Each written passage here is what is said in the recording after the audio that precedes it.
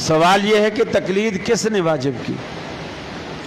تقلید واجب ہے کس نے واجب کی؟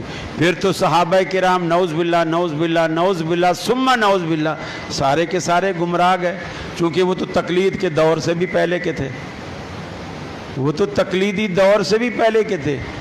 پھر اگر تقلید واجب ہے تو ہم پر واجب ہے یا اماموں پر بھی واجب ہے؟ جی ایک منٹ، تقلید اگر واجب ہے ہم پر واجب ہے یا اماموں پر بھی واجب ہے؟ تو امام ابو حنیفہ کس کی تقلید کرتے تھے؟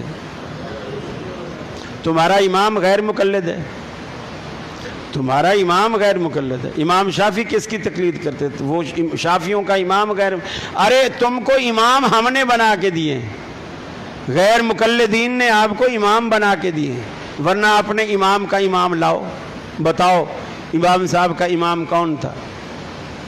اچھا اب یہ کہیں گے کہ وہ تو اتنے پڑھے لکھے تھے، ان کو تو تقلید کی ضرورت ہے۔ پڑھا لکھا کوئی ماں کے پیٹ سے تو پڑھ لکھ کر نہیں آتا نا، پڑھنے لکھنے تک بھی چلو 30-40 سال تو عمر کے لگے ہی ہوں گے نا، اس سے پہلے کس کی تقلید کرتے تھے؟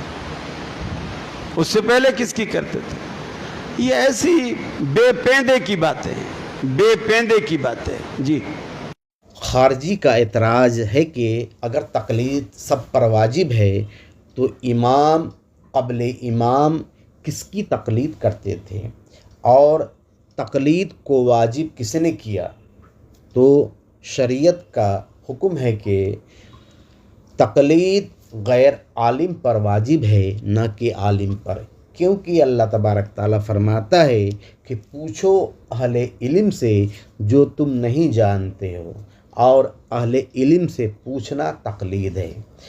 اور حدیث کا معنی قول نہیں ہے بلکہ خبر ہے، اور اللہ تبارک تعالیٰ فرماتا ہے جب خبر پاؤ تو پہلے تحقیق کر لو، اور غیر عالم تحقیق کی صلاحیت نہیں رکھتے ہیں، اسی لیے حدیث پر عمل کرنے کے لیے ان کو اہل تحقیق کی تقلید کرنی واجب ہے۔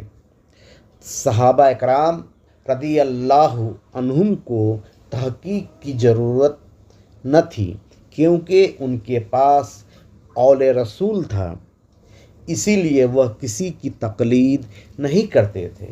اور امام اعظم رضی اللہ عنہ قبل امام صحابہ اکرام سے قول سن کر عمل کیے تھے، اسی لیے ان کو تقلید کی ضرورت نہ تھی۔